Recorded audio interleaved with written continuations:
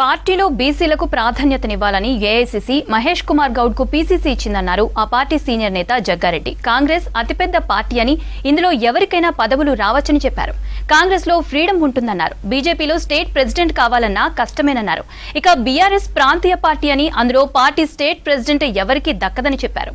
మహేష్ కుమార్ ఒక కులానికే పరిమితం కాదని, అందరినీ కలుపుకొని ముందుకు వెళ్తారని భావిస్తున్నారని తెలిపారు జగ్గారెడ్డి.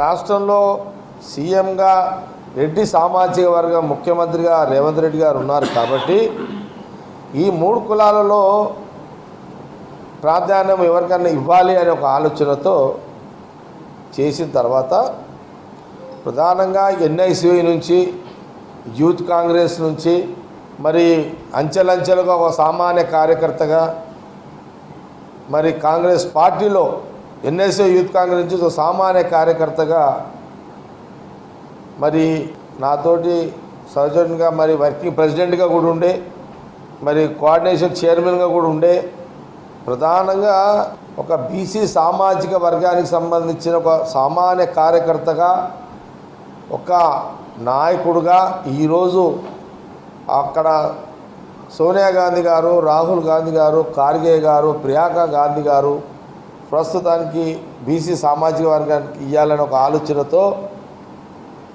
మరి మహేష్ కుమార్ గౌడ్ని నిన్న పీసీసీ ప్రెసిడెంట్గా కేసీ వేణుగోపాల్ గారు డిక్లేర్ చేయడం జరిగింది. జగ్గారెడ్డి పీసీసీ కావాలని అనుకోవాలనుకున్న దాంట్లో నా ఆలోచన, నా అభిప్రాయము ఎప్పుడు చేంజ్ కాదు. ఈ కాంగ్రెస్ పార్టీలో ఎవరికి ఎలాంటి ఆలోచన ఉన్నా స్వేచ్ఛగా చెప్పుకునే అవకాశము ఈ దేశ రాజకీయాల్లో ఏ పార్టీలో లేని ఒక అవకాశం కాంగ్రెస్ పార్టీలో ఉంటుంది.